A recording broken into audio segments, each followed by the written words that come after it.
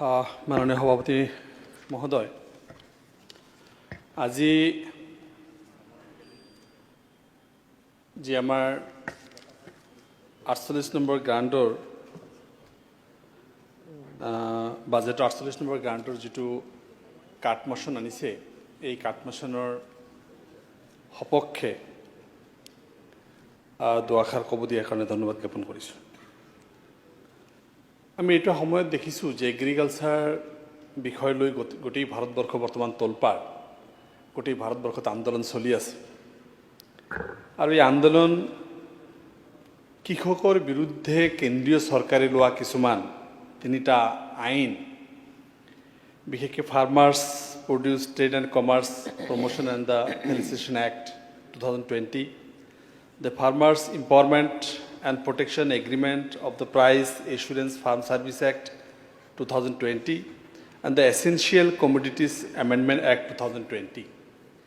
এই তিনিটা এক্টৰ বিৰুদ্ধে গোটেই ভাৰতবৰ্ষ, বিশেষকৈ পাঞ্জাব, হাৰিয়ানা, উত্তৰ প্ৰদেশ, এই ৰাজ্যবিলাকত ব্যাপক হাৰে দিল্লী চলো যাত্ৰা চলি আছে আৰু এই দিল্লী চলো যাত্ৰা কৃষকৰ অধিকাৰৰ কাৰণে, কৃষকৰ সুৰক্ষাৰ কাৰণে দেশৰ চৰকাৰৰ কৃষক বিৰোধী নীতিৰ বিৰুদ্ধে এই আন্দোলন চলি আছে। আমি যদি এইখিনি যাওঁ যে বেছিক কথাবিলাক তাত কি কি আছে, MSPৰ কথাটো আজি যিটো MSPৰ ছিষ্টেম কৰিব বিচাৰিছে, এই ছিষ্টেমৰ বিৰুদ্ধে তেখেতসকলৰ যি আপত্তি বা গোটেই ভাৰতবৰ্ষৰ, ইভেন আমাৰ অসমতো অনলি ধানৰ ওপৰত দিছে আৰু সৰিয়হৰ ওপৰত দিয়াৰ কথা চলি আছে MSPৰ ব্যৱস্থাটো, কিন্তু গোটেই কৃষি মানে যিখিনি প্ৰডাক্ট, এগ্ৰি যিখিনি প্ৰডাক্ট, এইখিনিৰ ওপৰত কিয় MSPটো লাগু কৰিব নোৱাৰি, তাৰ এটা স্পষ্ট কাৰণ ইয়াত আছে। আমি এইটোত বেচিকেলি দেখিছোঁ যে কৃষকসকলৰ যিটো ঋণ, ডাঙৰ ডাঙৰ কোম্পানীবিলাকৰ, ডাঙৰ ডাঙৰ ইণ্ডাষ্ট্ৰী, শিল্পপতিবিলাকৰ ঋণবিলাক মাফ হৈ আছে। কৃষকবিলাকৰ ঋণৰ ক্ষেত্ৰত কোনো ধৰণৰ সেনেকুৱা ইফেক্টিভ অসমত আমি দেখা নাই যে ডাঙৰ ধৰণৰ কৃষকৰ ঋণ মাফ কৰি থকা হৈছে বুলি আমি দেখা নাই। এইটো এটা ইম্পৰ্টেণ্ট বিষয়, এইটো এটা গুৰুত্বপূৰ্ণ বিষয়। এই ক্ষেত্ৰতো আমি দেখিছোঁ যে আজিৰ কৃষক আন্দোলন সেইটোৰ ওপৰত চলি আছে। আমি আৰু লক্ষ্য কৰিছোঁ যে যিকেইটা বিষয়, ফাৰ্মাৰ্ছবিলাকৰ পেঞ্চন আৰু ফাৰ্ম হাউচবিলাকৰ যিখিনি লেবাৰবিলাকৰ পেঞ্চন, সেইটো এটা ইম্পৰ্টেণ্ট বিষয়। তাৰ এটা পেঞ্চনৰ ব্যৱস্থা কৰিব লাগে, এইটো এটা দাবীৰ ইম্পৰ্টেণ্ট বিষয়। কৃষকসকলৰ আৰু কৰ্পৰেট ছেক্টৰ বা ট্ৰেডাৰবিলাকৰ মাজত যদি ডিছপিউট হয়, সেই ডিছপিউটটো কোনে ছল্ভ কৰিব? SDM-এ ছল্ভ কৰিব। আজিকালি নতুনকৈ SDM-ক দিয়া হৈছে, জুডিচিয়াৰীৰ পৰা আঁতৰাই লোৱা হৈছে। তাত যদি কিবা ক্ৰিমিনেল এক্টিভিটিছ হয়, জুডিচিয়াৰী এইটো হেণ্ডেল কৰিব নোৱাৰে, জুডিচিয়াৰীৰ পৰা আঁতৰাই SDM লৈ কৰিছে। আল্টিমেটলি বহুজাতিক যিবিলাক গোষ্ঠী, যিবিলাক ইণ্ডাষ্ট্ৰিয়েলিষ্ট বা যিখিনি শিল্পপতি, তেখেতসকলৰ ফেভাৰত যাব পৰাকৈ এটা ব্যৱস্থা কৰি দিয়া হৈছে। এই গোটেই ক্ষেত্ৰখনত আমি দেখিছোঁ যে ডক্টৰ MS স্বামীনাথন কমিশ্যন যিটো ৰিপৰ্ট দিছিল, 12 দফীয়া যিটো ৰিপৰ্ট, 12টা পইণ্ট দিছিল, সেই পইণ্টখিনি মানি নোলোৱাৰ কাৰণেই গোটেই দেশত আজি কৃষি আন্দোলন চলি আছে।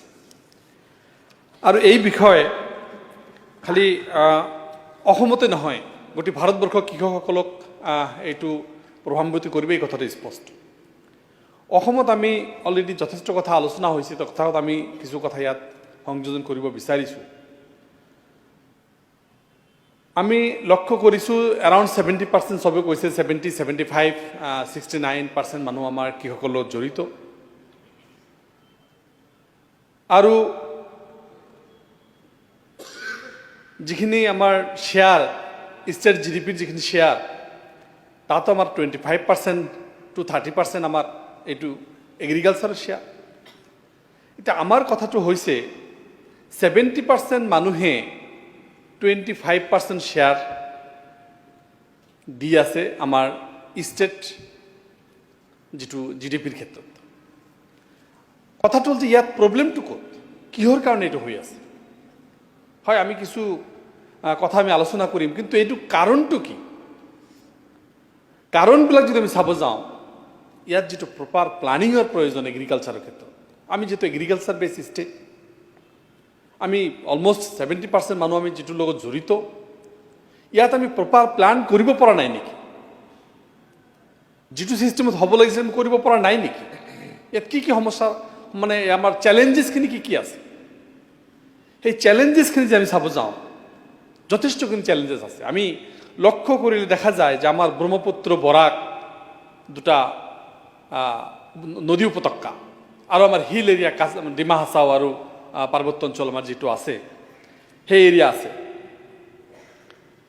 প্ৰতি বছৰে ব্ৰহ্মপুত্ৰ বৰাকে যথেষ্টখিনি মাটি হাৰুৱা কৰি থৈ যায় ফাৰ্টাইল কৰি থৈ যায় বানপানী আমি যিটো ৰিভাৰ ইৰোটেড বা আমি সেইটো আছোঁ কিন্তু এই ব্ৰহ্মপুত্ৰ আৰু বৰাকৰ যদি লক্ষ্য কৰা যায় 72% টোটেল ল্যাম্প ব্ৰহ্মপুত্ৰ এৰিয়ায় দখল কৰি আছে ব্ৰহ্মপুত্ৰ ভেলি মানে ব্ৰহ্মপুত্ৰ উপত্যকা নদী উপত্যকা দখল কৰি আছে আৰু 85% পপুলেশ্যন ইয়াৰ ওপৰত বেছ কৰি আছে বৰাকত 9% ল্যান্ড টোটেল ষ্টেটৰ ল্যান্ডৰ গোটেই ৰাজ্যৰ 9% মাটি বৰাকৰ আছে আৰু 12% মানুহ ইয়াৰ ওপৰত ডিপেণ্ড কৰি আছে কাৰ্বি আংলঙৰ ডিমা হাছাও আপোনাৰ টাইমটো হৈ গৈছে 6 মিনিট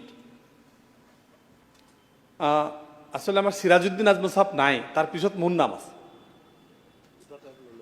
আপোনাৰ নাই সিৰাজউদ্দিন আজমল নাই তাৰ পিছত মোৰ নাম আছে তো আপোনাৰ নামটো পিছত আছে কি হ্যাঁ হ্যাঁ ঠিক আছে আপুনি দুইটা টাইম লৈ ল'ব নেকি লৈ ল'ম মানুহ নাই ঠিক আছে মই লৈ ল'ম এতিয়া এইখিনি আমি যদি দেখা পাওঁ যে আমাৰ কাৰ্বি আংলঙৰ সেই বা ডিমা হাছাও 19% ল্যান্ড আমাৰ টোটেল পপুলেশ্যন 3% 97% এৰিয়া আমাৰ ৰিভাৰ ইৰোটেড এৰিয়া ব্ৰহ্মপুত্ৰ আৰ বৰাকৰ গৰাখহনীয়া অঞ্চল এই গৰাখহনীয়াই আমাৰ অকল মানুহৰ শস্যই নাযায় মানুহৰ জীৱন যায় মানুহৰ আশাবিলাক যায় মানুহৰ আশা ভৰসা সব ইয়াত উঠি যায় আৰু এই যি আমাৰ নেচাৰৰ ওপৰত ডিপেণ্ড কৰা আমাৰ যিটো ফাৰ্টিলাইজাৰ বেচিকেলি আমি নেচাৰৰ ওপৰত ডিপেণ্ড কৰোঁ আমি আৰ্টিফিচিয়েলি যথেষ্টখিনি কৰোঁ কিন্তু নেচাৰৰ ওপৰত বহুতখিনি ডিপেণ্ড কৰিব লগা হয়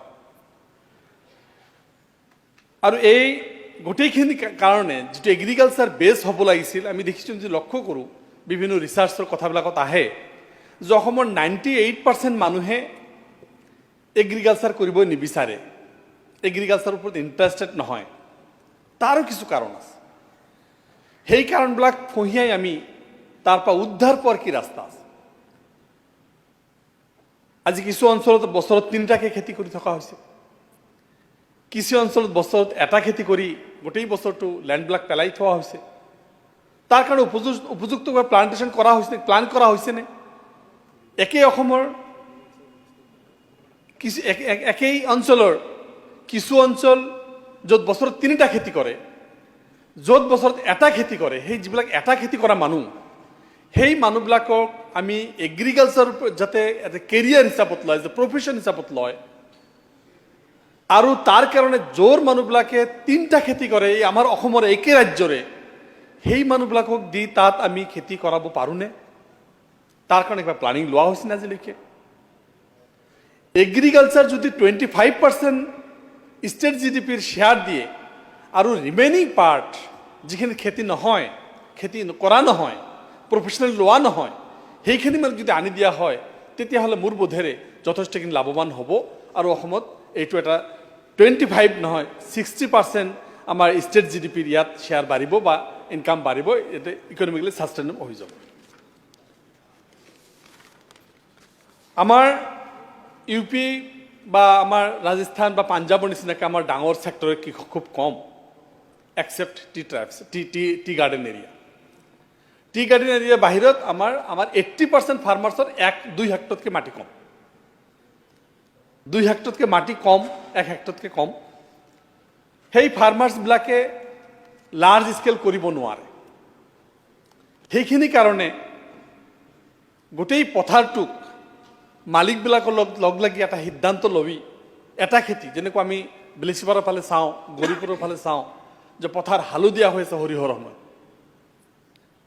সেনেকুৱাকৈ এটা পথাৰ আমি সিলেকশ্যন কৰি সেইটো স্মল ফাৰ্মাৰ্ছবিলাকক একেলগে আনি কাৰণ ইমান সৰু সৰু মাটি তাত ট্ৰাক্টৰ ঘূৰাব নোৱাৰি তাত পাৱাৰ টিলাৰ ঘূৰাব নোৱাৰি কোনে কিমান পৰিমাণৰ সাৰ দিব এইটো কৰিব নোৱাৰি কোনে কোনটো পেষ্টিচাইড দিব তাৰ কাৰণে কৰিব নোৱাৰি যেহেতু আমাৰ অলৰেডি আমি গম পালো যে 90% গ্ৰাম সেবকৰ পোস্ট খালি, অলপ আগতে আমি গম পাইছো। এডিও পোস্টবিলাক খালি, ৰিচোৰ্চ পাৰ্চনৰ অভাৱ, উপযুক্ত তাত ৰিচাৰ্চ যেটো হ'ব লাগে, আজি এগ্ৰি ইউনিভাৰ্চিটি আছে, বিভিন্ন কৃষি বিজ্ঞান কেন্দ্ৰবিলাক আছে, য'ৰ পৰা মাটিৰ টেষ্ট পৰীক্ষা কৰি কোন মাটিত কোনটো বস্তু হ'ব, কোনটো মাটিৰ কাৰণে কোনটো শস্য প্ৰয়োজন হ'ব, তাৰ কিন্তু প্ৰপাৰ ষ্টাডি আজিলৈকে অসমত নহ'ল। এইটো এটা মাৰাত্মকভাৱে ভয়ানক কথা। কোৱালিটি চিটছ আৰু অন টাইমত চিটছবিলাক পहुঁচিব লাগে, সেইটো যথেষ্টখিনি প্ৰব্লেম আছে। ইয়াৰ আগতে আমি কৈছোঁ, বেছি দীঘলীয়া কৰিব নাযাওঁ। আমাৰ নেচাৰেল যিটো ডিজাষ্টাৰ এইটো আছেই। ইৰিগেশ্যন আমি অলৰেডি অনলি 5.50% আমাৰ ইৰিগেশ্যনৰ ওপৰত বেছ কৰা, অনলি পেপাৰ্ছ। এই 5.5% মাটি আমি ইৰিগেশ্যন ব্যৱস্থা কৰিব পাৰিছোঁ। নেশ্যনেলি এইটো 22%, অসমত মাত্ৰ 5.5%। এই যিখিনি ইৰিগেশ্যন আমি কৰিছোঁ তাৰ 80% আমাৰ পেপাৰ্ছত ইৰিগেশ্যন, বাকী আমি ডিপেণ্ড কৰিবলৈ মনচুনৰ ওপৰত, বৰষুণ কেতিয়া আহিব তাৰ ওপৰত। এইটোৰ ওপৰত ইৰিগেশ্যনটোৰ ক্ষেত্ৰত মাৰাত্মকভাৱে আমি পিছ পৰি আছোঁ। ইয়াৰ এটা ব্যৱস্থা ইয়াত নিশ্চয় হ'ব লাগে। মেকানিজমৰ ক্ষেত্ৰত যথেষ্টখিনি মেকানিজম আমি দেখিছোঁ, যথেষ্টখিনি মেকানিজম আমি দুৰ্বল হৈ আছোঁ, যিখিনি আহিব লাগে। ইয়াত আমি দেখিছোঁ আজি এটা দিছে আমাৰ 200টা power tiller, 70টা tractor, 2000 thresher, 200 rapper, 10টা পেডি থ্ৰেছলাৰ। এইখিনি গোটেই অসমৰ কাৰণে প্ৰস্তাৱ ৰখা হৈছে অহা বাজেটত। গোটেই অসমৰ কৃষকৰ কাৰণে 70% মানুহৰ কাৰণে মাত্ৰ 70টা ট্ৰেক্টৰ ধাৰ্য কৰা হৈছে, 2000টা পাৱাৰ টিলাৰ দিয়া হৈছে। কিমানখিনি কাভাৰ কৰিব আৰু টকা ধৰা হৈছে 10.93 কৰোৰ এণ্ড 8.4 কৰোৰ প্ৰস্তাৱ লোৱা হৈছে অহা ফাইনেন্সিয়েল ইয়াৰত আমাৰ মেকানিজমৰ ক্ষেত্ৰত। ইঞ্জিনিয়াৰিং আপোনাৰ দুইটা সময় শেষ হৈছে। হয়, চমুকৈ মানে সভাপতি মহোদয়, মই আৰু 2-4টা কথা আনিম। চমুকৈ শেষ আচলতে টাইমবিলাক হ'ব, ঠিক আছে। এতিয়া বজাৰৰ কাৰণে যিটো অভাৱ, আপুনি চাওক, আজি চব্জি, আপুনি ফুলকবি, বন্ধাকবি আজি বেলেগ জেগা মানকাছাৰত যাওক, বা আমাৰ কি কয় বৰপেটা ৰোডত যাওক, বা আমাৰ দলগাঁও খাৰুপেটত যাওক, 5 টকা 4 টকা কিলো। আমি গুৱাহাটীত 40 টকাত খাব লগা হৈছে। কোনো মাৰ্কেটৰ ওপৰত আমাৰ নিয়ন্ত্ৰণ নাই। মধ্যভোগী ইমান হৈছে, য'ত গাড়ী আহিব তাতেই পুলিচে হাত বঢ়াব, তাতেই টকা দিব লাগিব। ইয়াত চব্জি আহিছে, ইয়াত কোনো ড্ৰাগছ আহি থকা নাই। কৃষকৰ প্ৰডাক্ট অসমত আহিবৰ কাৰণে যিটো ব্যৱস্থা, আমাৰ গুৱাহাটীত আহিবৰ কাৰণে, বেলেগ ৰাজ্যত যাবৰ কাৰণে মধ্যভোগীয়ে 30 টকা খাইছে, কিন্তু খেতিয়কে গোটেই বছৰ পৰিশ্ৰম কৰি সি 5 টকা পাইছে। আজি তিয়হৰ ক্ষেত্ৰত সেইটো হয়, টমেটোৰ ক্ষেত্ৰত হয়তো হয়, সকলো খেতিৰ ক্ষেত্ৰত সেইটো হয়। পুলিচে সকলো জেগাত হাত বঢ়াব লাগে, কোনো ধৰণৰ ছিষ্টেম নাই, বজাৰৰ ওপৰত কোনো নিয়ন্ত্ৰণ আমাৰ নাই। ইভেন কি চৰকাৰে মানে ক'বলৈ লাজ লাগে যে আমি 6 মাইলৰ ব্ৰিজৰ তলৰ পৰা চব্জি বজাৰ হটাই দিলোঁ। চব্জিৰ নামত বৰবিষ কৰি থকা হৈছে। ডিপাৰ্টমেণ্টে কি কৰে? চব্জিৰ নামত যদি বৰবিষ খুৱাই থকা হৈছে, ডিপাৰ্টমেণ্টটো কি কৰে? সেই ডিপাৰ্টমেণ্টে কিয় কাণ সাৰ নিদিয়ে? তাত পৰ্যাপ্ত পৰিমাণে সাৰ দিলে নে পেষ্টিচাইড দিলে, তাৰ ফাৰ্টিলাইজাৰ পেষ্টিচাইড কি পৰিমাণত দিলে? এইটো কি ৰাইজৰ দায়িত্ব নেকি? না টিভিত কৈ থৈ দিলে শেষ হৈ যাব? অকল টিভিত কৈ থৈ বৰবিষ বিলাই থকা বুলি কৈ ডিছকাৰেজ কৰা হৈছে। যিবিলাকে খেতি কৰি আছে তাৰ ডিছকাৰেজ কৰি থকা হৈছে। এইটো চৰকাৰৰ এটা ভুল নীতি, এইটো পৰিহাৰ কৰিব লাগিব। চমুকৈ শেষ কৰক। আজি মিলেটৰ কথা কোৱা হৈছে। মিলেট এটা মানে মিছন হিচাপত লোৱা হৈছে। মিলেট ক'ত হয়? মোৰ সমষ্টিত হাজাৰ হাজাৰ কুইণ্টেল মিলেট হয়। সেই মিলেট চৰঞ্চলত হয়। আজি গম পাইছে চৰৰ মানুহে যে মিলেট এটা মিছন হিচাপত লোৱা হৈছে। মাকৈ অলপ আগতে কৈছে, অসমৰ মানে ভাৰতবৰ্ষত 5খন ৰাজ্যৰ ভিতৰত মাকৈ প্ৰডাকশ্যন এটা ষ্টেট হ'ব আমাৰ ষ্টেট। চৰৰ মাটিত মাকৈ হয়। চৰ এতিয়া বুঢ়া চাপৰি ফৰেষ্ট বনাই দি থকা হৈছে। চৰত এতিয়া মানুহ উচ্ছেদ চলাই আছে। চৰ মানুহক এনকাৰেজ কৰিবৰ কাৰণে কি ব্যৱস্থা কৰা হৈছে? আজি আমি এই বস্তুবিলাকত শেষ কৰক। আহিছোঁ। আচলতে যথেষ্টখিনি বস্তু ইয়াত আছিল। আমি দেখিছোঁ কৃষক এটা ইমান এটা বিশাল ছেক্টৰ।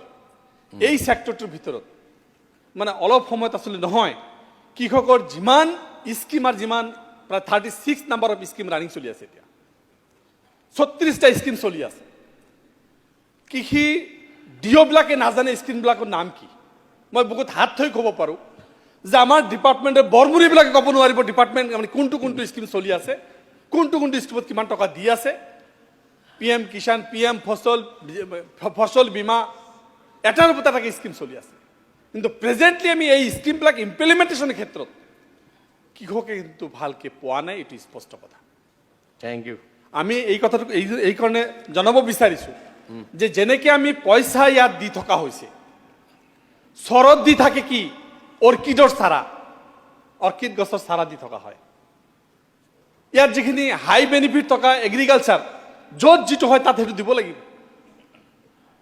শেষ কৰক আমাৰ পাহাৰীয়া অঞ্চলত বাদাম দিয়া হয় ৱাই মমফুলি পাহাৰত বাদাম হয় নেকি চৰত হয় ফুলফুলীয়া মাটিত হয় তাত বাদামটো নাযায় আপোনাৰ পিছৰজনক ক'ব দিব আপুনি শেষ কৰক যিয়ে নহওক সময়ৰ নাটনি হ'ব। এগ্ৰিকালচাৰত এটা প্ৰপাৰ প্লানিঙৰ প্ৰয়োজন হয় কৃষকসকল যেহেতু আমাৰ মেৰুদণ্ড আমাৰ অৰ্থনৈতিকৰ মেৰুদণ্ড কৃষক যেহেতু 70% আমাৰ এইটোৰ লগত জড়িত আমি উঠি অহা যুৱকবিলাকক কৃষকৰ প্ৰতি মানে তেখেতসকলক এট্ৰাকশ্যন বঢ়াব পৰা নাই কৃষকক যাতে কৃষি কাৰ্যটোক যাতে আমাৰ ইয়াং জেনেৰেশ্যনে প্ৰফেশ্যন হিচাপত লয় তাৰ কাৰণে কি ব্যৱস্থা লোৱা হৈছে তেখেতসকলৰ বেংকিং ছাপৰ্টৰ কি ব্যৱস্থা কৰা হৈছে তেখেতসকলৰ লোন দিয়াৰ মাপ দিয়াৰ ক্ষেত্ৰত কি ব্যৱস্থা লোৱা হৈছে আমি দেখিছোঁ যথেষ্টখিনি বিষয় আছে যিটো কৃষকে কৰিব লগা বিষয় কৰিব পৰা নাই থেংক ইউ সেইকাৰণে আমি যি প্ৰস্তাৱ আমি কৰ্তন প্ৰস্তাৱ আনিছোঁ ইয়াৰ পৰা কৰ্তনলক কৰি